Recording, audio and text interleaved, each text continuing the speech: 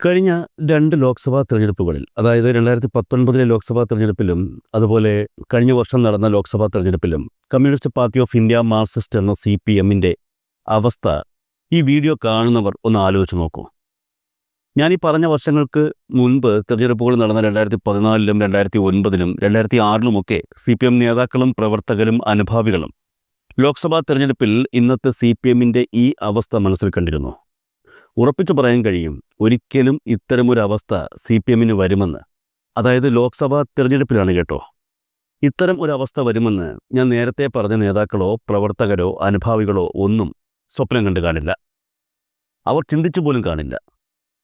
രാജ്യത്തെ ആദ്യ മന്ത്രിസഭയായ ജവഹർലാൽ നെഹ്റു മന്ത്രിസഭയിലെ പ്രതിപക്ഷ നേതൃസ്ഥാനം വഹിച്ച പാർട്ടിയുടെ പ്രധാന ഭാഗമാണ് ഇന്നത്തെ ഈ അവസ്ഥയിലെത്തി നിൽക്കുന്നത്. കമ്മ്യൂണിസ്റ്റ് പാർട്ടിയിലുണ്ടായ പിളർപ്പ് ഇവിടെ ഓർക്കേണ്ടതുണ്ട് എന്നുള്ളത് കൊണ്ടാണ് പ്രധാന ഭാഗമെന്ന് ഞാനിവിടെ എടുത്തു പറഞ്ഞത്. ജവഹർലാൽ നെഹ്റു മന്ത്രിസഭയിൽ പ്രതിപക്ഷ നേതൃസ്ഥാനം കമ്മ്യൂണിസ്റ്റ് പാർട്ടിക്കായിരുന്നു എന്ന് പറയുമ്പോൾ സ്വാഭാവികമായും എവിടെ നിന്നെങ്കിലും കുറച്ച് കോൺഗ്രസ്സുകാർ ചാടിത്തുള്ളി വരും.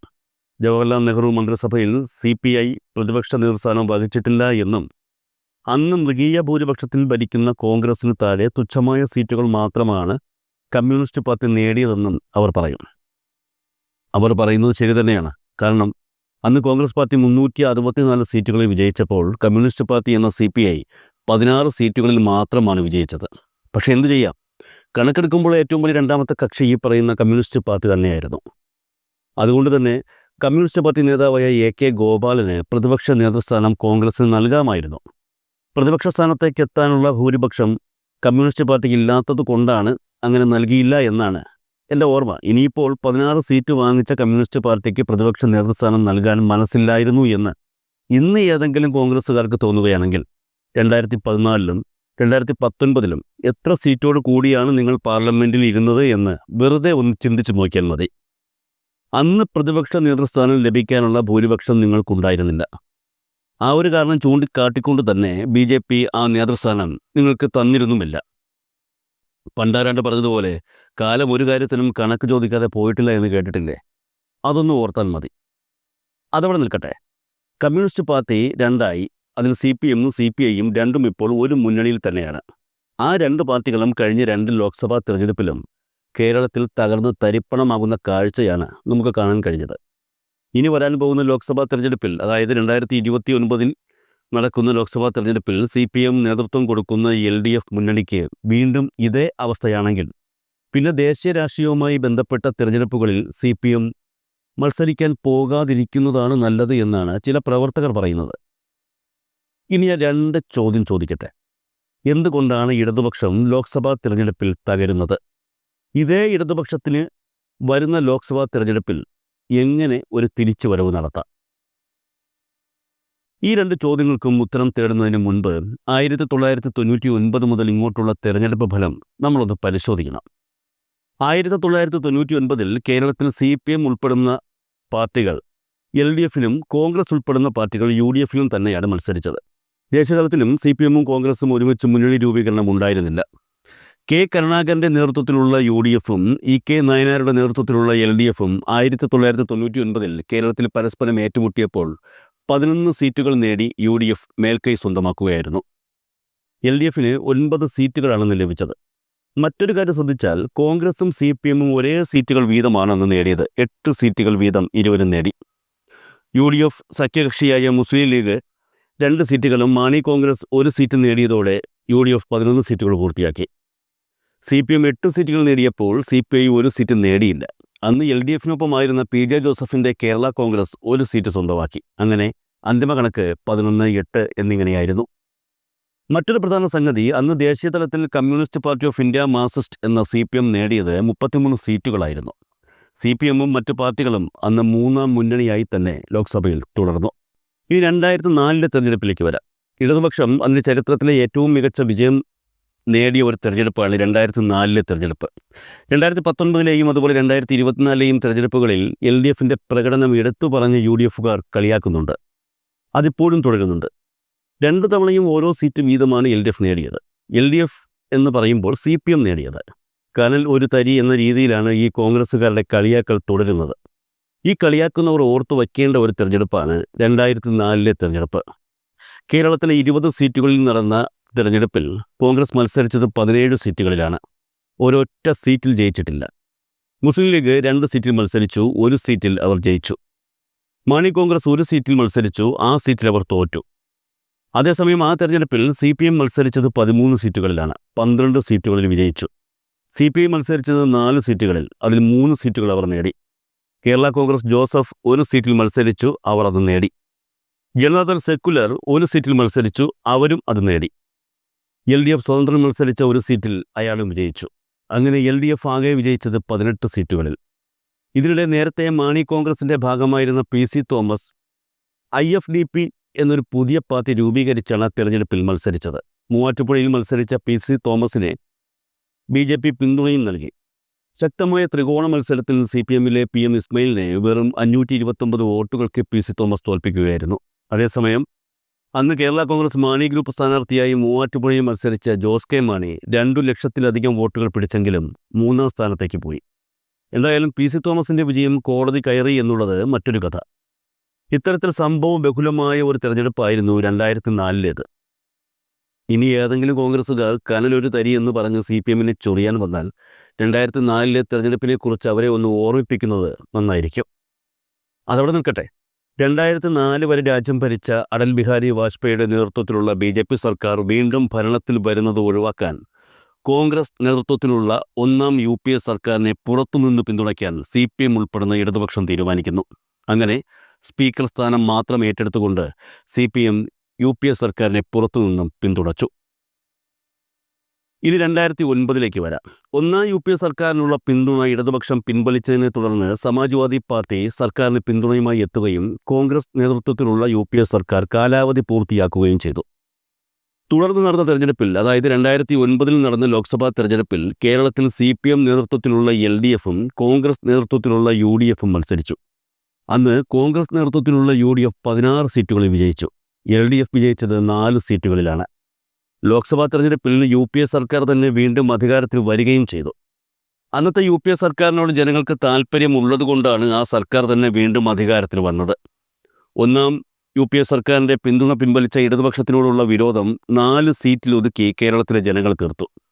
പക്ഷേ ഈ കഴിഞ്ഞ 2 തെരഞ്ഞെടുപ്പുകളെ വെച്ച് നോക്കുകയാണെങ്കിൽ ഈ 4 സീറ്റ് ഒക്കെ വലിയ കാര്യമാണ്. ഇത്രയും പ്രതികൂല സാഹചര്യമുണ്ടായിട്ടും കേരളത്തിൽ 4 സീറ്റുകൾ ഇടതുപക്ഷത്തിന് സ്വന്തമാക്കാൻ കഴിഞ്ഞു എന്നുള്ളത് ആ സമയത്ത് ഒരു നേട്ടം തന്നെയായിരുന്നു. അവിടെ പ്രത്യേകം ഓർക്കാനുള്ളത്, ആ ലോക്സഭാ തെരഞ്ഞെടുപ്പിൽ LDFും UDFും തമ്മിൽ യാതൊരു മുന്നണി ബന്ധങ്ങളും ഉണ്ടായിരുന്നില്ല എന്നുള്ളത് കൂടിയാണ്. ഇനി 2014-ലെ തെരഞ്ഞെടുപ്പിലേക്ക് വന്നാൽ 2009-ലെ ലോക്സഭാ തെരഞ്ഞെടുപ്പിനെ അപേക്ഷിച്ച് ഇടതുപക്ഷം വലിയ മുന്നേറ്റമാണ് കാഴ്ചവെച്ചത്. അന്ന് CPM 5 സീറ്റുകൾ നേടി, 2 LDF സ്വതന്ത്രന്മാർ വിജയിച്ചു, 1 സീറ്റ് CPIയും സ്വന്തമാക്കി. അങ്ങനെ 8 സീറ്റുകളിൽ അന്ന് ഇടതുപക്ഷം വിജയിച്ചു. അപ്പുറത്ത് നോക്കിയാൽ കോൺഗ്രസ് 8 സീറ്റുകൾ വിജയിച്ചപ്പോൾ മുസ്ലിം ലീഗ് 2 സീറ്റിലും കേരള കോൺഗ്രസ് മാണി ഗ്രൂപ്പ് 1 സീറ്റിലും ഇടതുപക്ഷം വിട്ട് ഐക്യജനാധിപത്യ മുന്നണിയിലേക്ക് പോയ RSP 1 സീറ്റിലും വിജയിച്ചു. അങ്ങനെ 12 സീറ്റിൽ UDFും വിജയം കണ്ടു. ദേശീയതലത്തിൽ 2 മുന്നണികളും തമ്മിൽ യാതൊരു മുന്നണി ബന്ധവും ആ സമയത്ത് ഉണ്ടായിരുന്നില്ല എന്നുള്ളതുകൂടി ഈ സാഹചര്യത്തിൽ ഓർക്കണം. ഇനി 2019-ലേക്ക് വന്നാൽ ഇടതുപക്ഷത്തിന് ആദ്യമായി അടിതെറ്റി തുടങ്ങുന്നത് ഈ പറയുന്ന 2019-ലാണ്. കാരണം തെരഞ്ഞെടുപ്പിന് മുൻപ് തന്നെ കോൺഗ്രസും CPMും ഒരുമിച്ചാണ് ദേശീയ തലത്തിൽ BJPക്കെതിരെ നിലകൊള്ളുന്നതെന്ന കാര്യം തീർച്ചയായിരുന്നു. 2019-ൽ കേരളത്തിൽ നടന്ന ലോക്സഭാ തെരഞ്ഞെടുപ്പിൽ ഇടതുപക്ഷത്തിന് നേടാൻ കഴിഞ്ഞത് ഒരൊറ്റ സീറ്റ് മാത്രമാണ്. ആലപ്പുഴയിൽ ആരിഫ് വിജയിച്ചപ്പോൾ ബാക്കി 19 സീറ്റുകളിലും UDF വിജയം കണ്ടു. CPMും കോൺഗ്രസും ഒരുമിച്ച് പാർലമെന്റിൽ പ്രതിപക്ഷ നിരയിൽ 5 വർഷം ഇരുന്നു. ഇനി ഇക്കഴിഞ്ഞ തെരഞ്ഞെടുപ്പ്, അതായത് 2024 നടന്ന തെരഞ്ഞെടുപ്പിലേക്ക് വന്നാൽ ഇടതുപക്ഷത്തെ സംബന്ധിച്ച് കഴിഞ്ഞ തവണത്തെ അതേ വിജയം തന്നെയായിരുന്നു ഇപ്പോഴും ഉണ്ടായത്, 1 സീറ്റ്. എന്നാൽ അവിടെ മറ്റൊരു ടെസ്റ്റ് കൂടി നടന്നു. കേരളത്തിൽ ചരിത്രത്തിലാദ്യമായി BJP 1 സീറ്റ് നേടി, ബാക്കി 18 സീറ്റ് UDF സ്വന്തമാക്കി. ഇതാണ് 1999 മുതൽ 2014 വരെയുള്ള കേരളത്തിലെ ലോക്സഭാ തെരഞ്ഞെടുപ്പ് ചരിത്രം. ഇതിന് അവസാനം പറഞ്ഞ 2 തെരഞ്ഞെടുപ്പുകൾ, അതായത് 2019-ലെയും 2024-ലെയും തെരഞ്ഞെടുപ്പുകളിൽ ഇടതുപക്ഷത്തിന് വലിയ തിരിച്ചടിയാണ് ഏറ്റത്. എന്തുകൊണ്ട് ഇടതുപക്ഷം ഇപ്പോൾ കേരളത്തിൽ നടക്കുന്ന ലോക്സഭാ തെരഞ്ഞെടുപ്പുകളിൽ തുടർച്ചയായി പരാജയപ്പെടുന്നു? എൻ്റെ അഭിപ്രായത്തിൽ ഇടതുപക്ഷം ലോക്സഭാ തെരഞ്ഞെടുപ്പിൽ തുടർച്ചയായുള്ള തോൽവികൾ ഏറ്റുവാങ്ങുന്നതിന് ഒരു കാരണമുണ്ട്. എല്ലാവരുടെ കണ്ണിന് മുന്നിൽ ഉണ്ടായിരുന്നതും എന്നാൽ നമ്മളാരും കണ്ടില്ലെന്ന് നടിക്കുകയും ചെയ്ത ഒരു പ്രധാന കാരണം. 2014 വരെയുള്ള ലോക്സഭാ തെരഞ്ഞെടുപ്പുകൾ എടുത്ത് പരിശോധിച്ചാൽ നമുക്ക് മനസ്സിലാകുന്നത് LDF ആ തെരഞ്ഞെടുപ്പുകളിലൊക്കെ മാന്യമായിട്ടുള്ള പ്രകടനം കാഴ്ചവച്ചിട്ടുണ്ട് എന്ന് തന്നെയാണ്. ഓരോ തവണയും ശരാശരിക്ക് മുകളിൽ നിൽക്കുന്ന പ്രകടനം തന്നെയാണ് ഇടതുപക്ഷം അവിടെ കാഴ്ചവച്ചിരിക്കുന്നത്. അതിൽ 2009 മാത്രം ഒരു 4 സീറ്റിൽ ഒതുങ്ങിപ്പോയി എന്നുള്ളത് മാത്രമാണ് ഇക്കാര്യത്തിൽ പോരായ്മയായി ചൂണ്ടിക്കാണിക്കാനുള്ളത്. എന്നാൽ അതിന് തൊട്ട് മുൻപ്, അതായത് 2004 എല്ലാ സീറ്റുകളും പിടിച്ചെടുത്ത് LDF കരുത്ത് കാട്ടി. അതുപോലെ 2014 വന്നാൽ അന്ന് LDF നേടിയ 8 സീറ്റ് ഒരു ചെറിയ അളവല്ല. എന്നാൽ 2019 മുതൽ പിന്നീട് ഇങ്ങോട്ട് കാണാൻ സാധിക്കുന്നത് LDFിൻ്റെ തകർച്ചയാണ്. എന്താണ് അതിന് കാരണം? ദേശീയ മാധ്യമമായ ഇന്ത്യ ടുഡേ അവരുടെ കഴിഞ്ഞ തവണത്തെ മൂഡ് ഓഫ് ദ നാഷൻ സർവേയുമായി ബന്ധപ്പെട്ട് രാഷ്ട്രീയ നിരീക്ഷകനായ രാഹുൽ വർമ്മ സുപ്രധാനമായ ഒരു വിലയിരുത്തൽ നടത്തിയിരുന്നു. രാഹുൽ വർമ്മ പറയുന്നത് ഇങ്ങനെയാണ്: 2026 കേരള നിയമസഭാ തെരഞ്ഞെടുപ്പുമായി ബന്ധപ്പെട്ട പ്രവചനം അസാധ്യമാണ്. കോൺഗ്രസ് ലോക്സഭാ തെരഞ്ഞെടുപ്പിൽ മെച്ചപ്പെട്ട പ്രകടനം കാഴ്ചവയ്ക്കുന്ന സംസ്ഥാനമാണ് കേരളം. പക്ഷേ ഇടതുപക്ഷം അവരുടെ ശക്തി നിയമസഭാ തെരഞ്ഞെടുപ്പുകളിൽ തെളിയിക്കുന്നതാണ് കഴിഞ്ഞ കാലങ്ങളിൽ നമുക്ക് കാണാൻ കഴിഞ്ഞത്. മാത്രമല്ല, കേന്ദ്രത്തിലേക്ക് ഒരു തെരഞ്ഞെടുപ്പ് വന്നാൽ കോൺഗ്രസിന് വോട്ട് ചെയ്യുക എന്നുള്ളതാണ് അവരുടെ ലക്ഷ്യം. ദേശീയ രാഷ്ട്രീയത്തിൽ ഇടതിന് ആ പിന്തുണ അവർ നൽകുന്നില്ല. കോൺഗ്രസും CPMഉം ഒരു മുന്നണിയായി തന്നെ മത്സരിക്കുമ്പോൾ അവിടെ എതിരാളികളായി മാറുന്നത് BJPയും കോൺഗ്രസും തമ്മിലാണ്. CPMന് വോട്ട് നൽകി വിജയിപ്പിച്ച് CPM കോൺഗ്രസിന് പിന്തുണ കൊടുക്കുന്നതിനേക്കാൾ നല്ലത് കോൺഗ്രസിനെ നേരിട്ട് വിജയിപ്പിച്ചാൽ പോരെ എന്ന തോന്നൽ സ്വാഭാവികമായും പ്രബുദ്ധരായ മലയാളികൾക്കിടയിൽ ഉണ്ടാകും. ആ ഒരു സമവാക്യമാണ് ഈ കഴിഞ്ഞ ലോക്സഭാ തെരഞ്ഞെടുപ്പുകളിൽ കേരളത്തിൽ പ്രാവർത്തികമായി കൊണ്ടിരിക്കുന്നത്. ഇത്തരത്തിലുള്ള ഒരു വിലയിരുത്തലാണ് രാഹുൽ വർമ്മ നടത്തിയത്. 2014 വരെയുള്ള ലോക്സഭാ തെരഞ്ഞെടുപ്പ് ഫലം പരിശോധിച്ച് നോക്കൂ. അന്ന് CPM നേതൃത്വം നൽകുന്ന LDFും കോൺഗ്രസ് നേതൃത്വം നൽകുന്ന UDFും ഒരു മുന്നണിയായിട്ടല്ല മത്സരിച്ചത്. എന്നാൽ ഇടതുപക്ഷം മികച്ച വിജയം നേടുകയും ചെയ്തിരുന്നു.